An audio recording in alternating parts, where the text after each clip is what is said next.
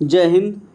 आज हम कामरूप के उन महान राजा पृथु की चर्चा करेंगे जिन्होंने विश्व प्रसिद्ध नालंदा विश्वविद्यालय एवं भागलपुर के विक्रमशिला विश्वविद्यालय को ध्वंसकर्ता बख्तियार खिलजी को असम की घाटी में दौड़ा दौड़ा कर मारा था। इससे पहले हम नालंदा विश्वविद्यालय के बारे में जान लें। नालंदा विश्वविद्यालय आपको राजगीर से महज 12 किलोमीटर की दूरी पर नालंदा नामक गांव पर स्थापित किया गया था और इसकी स्थापना 5वीं शताब्दी में गुप्त साम्राज्य के महान राजा कुमारगुप्त ने एक महायान महाविहार के रूप में की थी, किंतु इसमें हीनयान बौद्ध धर्म की शिक्षा के साथ साथ वैदिक धर्म के ज्ञान, दर्शन, ज्योतिष, चिकित्सा, रसायन इत्यादि, गणित इत्यादि सभी विषयों का यहाँ अध्ययन किया जाता था। इस विद्यालय में चीन, तुर्की, फारस, कोरिया, जापान, इंडोनेशिया दूर दूर से छात्र पढ़ने के लिए आते थे। इस विद्यालय में 10,000 छात्र पर 1,500 आचार्य नियुक्त किए गए थे। इस विद्यालय में आपको छात्रों के लिए प्रवेश परीक्षा ली जाती थी और ये प्रवेश परीक्षा 3 स्तर पर होती थी, जैसे आज होता है पीटी मेंस इंटरव्यू, उसी के आधार पर। और इसमें शिक्षकों की भी कैटेगरी बनी हुई थी, जिससे ये पता चलता था कि उनमें गुणवत्ता किस आधार पर है। उनकी कोटि में उच्च कोटि, मध्यम कोटि एवं निम्न कोटि में उनको बांटा गया था। और जैसे आज विश्वविद्यालय में कुलपति, कुलाधिपति होते हैं, उसी प्रकार उनमें भी कुलाधिपति का सर्वोच्च पद था। और इस विश्वविद्यालय में निःशुल्क पढ़ाई होती थी और राजा आसपास के 200 गांवों को इस विश्वविद्यालय को दान देते थे। इस विश्वविद्यालय को गुप्त साम्राज्य के राजाओं का संरक्षण प्राप्त था। उसके बाद प्रतापी राजा हर्षवर्धन का संरक्षण प्राप्त था।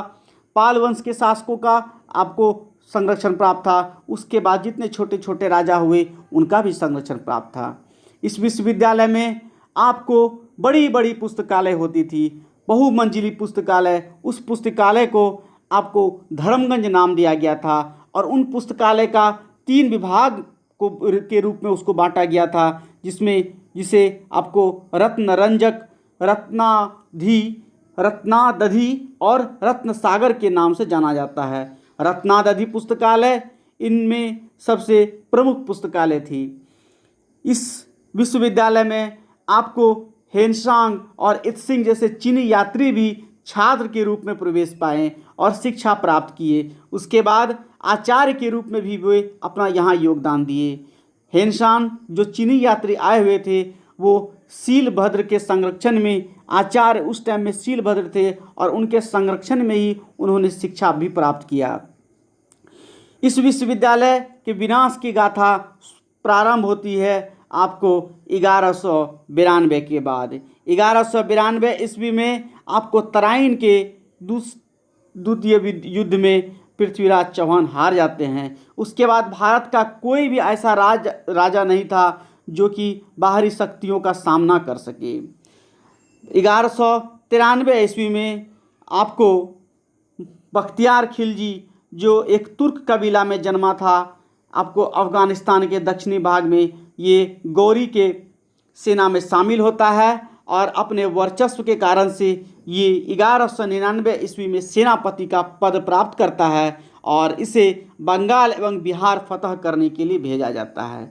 एक कहानी है कि उस समय आपको नालंदा विश्वविद्यालय के राहुल श्रीभद्र जी जो चिकित्सक थे, उनके द्वारा बख्तियार खिलजी का इलाज हुआ था और बख्तियार खिलजी ठीक हुए थे, जिससे बख्तियार खिलजी में ये एक चिढ़ थी कि भारत का ज्ञान एवं दर्शन इतना उन्नत है, ये क्यों नहीं मैं भारत का ज्ञान और दर्शन का जो केंद्र है नालंदा विश्वविद्यालय, इसको ही ध्वंस कर दूं, इसको ही नष्ट कर दूं। इसी उद्देश्य से वो आपको बिहार का नालंदा में प्रवेश करता है। नालंदा से पहले उसने ओदंतपुरी का जो मठ था, जिसे गोपाल राजा ने 5 गांवों के रूप में दान दिया था, जहां बौद्ध मठ बनाया गया था, वहीं उसको पहले तहस नहस किया। जो उदंतपुरी को आज हम बिहार शरीफ के नाम से जानते हैं। उसके बाद वह नालंदा में प्रवेश करता है। नालंदा विश्वविद्यालय में रखी हुई पुस्तकालय में आग लगा देता है। लगभग 3 लाख से अधिक पुस्तकों को वो जला देता है। यूँ तो रक्ष मानिए, ये ज्ञान की का जो धारा आज हम देख रहे हैं, इसमें ह्वेनसांग का बहुत बड़ा योगदान है, जिसको कि राजा हर्षवर्धन के आदेश पर वहाँ के कुलाधिपति ने बहुत सारी पुस्तकों के साथ उपहार में दिया था, जिसे वो चाइना लेकर के अपने साथ चले गए थे।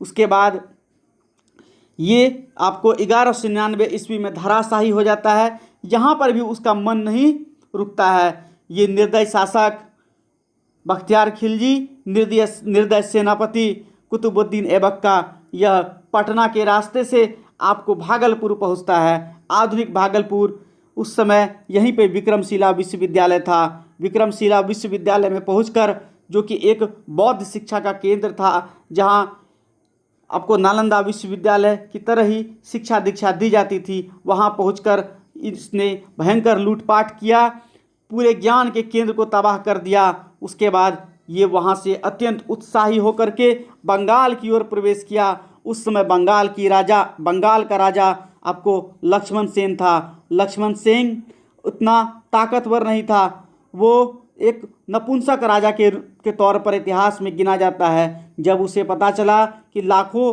लश्कर के साथ बख्तियार खिलजी बंगाल पे आक्रमण करने के लिए आ रहा है, तब वह अपने कुछ सैनिक की टुकड़ी अपने परिवार के साथ महल से भाग जाता है और अपने निहत्थे प्रजा को इस भेड़िए के पास छोड़ देता है, जिसका बहुत ही बुरी तरीक़ा से दमन होता है। इस तरीक़ा बख्तियार खिलजी के द्वारा, इस तरह से बख्तियार खिलजी आसानी से बंगाल को जीत जाता है और अपने एक सैनिक प्रतिनिधि जिसका नाम अली मर्दन था, उसको यहाँ पर शासन के लिए छोड़ देता है। यहाँ से वो तिब्बत को जीतते हुए चाइना पे आक्रमण करने के लिए सोचता है, लेकिन बीच में ही उसका सामना होता है एक शेर राजा से, जिसका नाम था राजा पृथु। जब वह बख्तियार खिलजी आपको ब्रह्मपुत्र की घाटी में पहुंचता है, ब्रह्मपुत्र नदी को पार करके गुवाहाटी के पास पहुंचता है, तब गुवाहाटी में राजा पृथु ये संदेश भिजवाते हैं कि तुम 1 साल बाद आना, तुम में इतनी सामर्थ्य नहीं है कि तुम मेरा सामना कर सको। मेरे एक इशारे पे मेरी प्रजा तुमको और तुम्हारे सैनिकों को मार मार के असम घाटी से भगा देंगे। लेकिन घमंड में चूर बख्तियार खिलजी ने एक राजा पृथु की बात नहीं मानी और वहाँ बगल के किले पे आक्रमण कर दिया। ये देखते हुए आसपास के प्रजा हथियार से सुसज्जित होके और राजा के पृथु के सैनिक और एक तरफ से प्रजा, चारों ओर से आपको बख्तियार खिलजी के सैनिकों को घेर लेते हैं चारों ओर से, और भयंकर युद्ध होता है। इस युद्ध में कुछ ही समय में बख्तियार खिलजी के हजारों सैनिक मारे जाते हैं। मात्र सैनिकों की संख्या 100 बच जाती है। इससे देखकर, अपने सैनिकों के शवों को देख कर डर से सहमा हुआ बख्तियार खिलजी डर के मारे पहाड़ का पर्वत का ऊपरी टीला में पहुंचता है। ब्रह्मपुत्र का ऊपरी भाग, ब्रह्मपुत्र नदी का ऊपरी हिस्सा में, जो आपको पत्थर का बना हुआ था, जो एक मंदिर का भाग था, वहाँ पर यह जान बचाने के लिए ब्रह्मपुत्र की तेज बहती हुई धारा में प्रवेश करता है। बख्तियार खिलजी के आधे से अधिक सैनिक उस बहती हुई ब्रह्मपुत्र नदी के काल में समा जाते हैं। ब्रह्मपुत्र नदी उसके लिए, उन बख्तियार खिलजी के सैनिकों के लिए कब्रगाह साबित होती है। किसी तरह से बख्तियार खिलजी अपने 10-15 सैनिकों के साथ कूच बिहार के रास्ते बंगाल में पहुंचता है। अधमरा रूप में उसे देखकर अली मर्दन ने बख्तियार खिलजी का वहीं पे हत्या कर देता है और इस तरह से बख्तियार खिलजी का एक दर्दनाक अंत होता है। लेकिन ये है आपको बिहार का बख्तियारपुर जंक्शन। ये देखिए, ये है आपको बख्तियार खिलजी। ये आपको पटना से महज 45 किलोमीटर की दूरी पर है। और ये जो बैनर, ये जो आपको बख्तियारपुर जंक्शन लिखा हुआ है, जब जब इसे आपको ये नालंदा विश्वविद्यालय देखता होगा, तब ये अपने आप को सोचता होगा, मैंने बिहार को कितना ज्ञान दिया, कितनी समृद्धि दी, विश्व में नाम दिया, लेकिन यह बख्तियारपुर जंक्शन मुझे जो है हमेशा कचोटता है। यह नालंदा विश्वविद्यालय की आत्मा जरूर कहती होगी।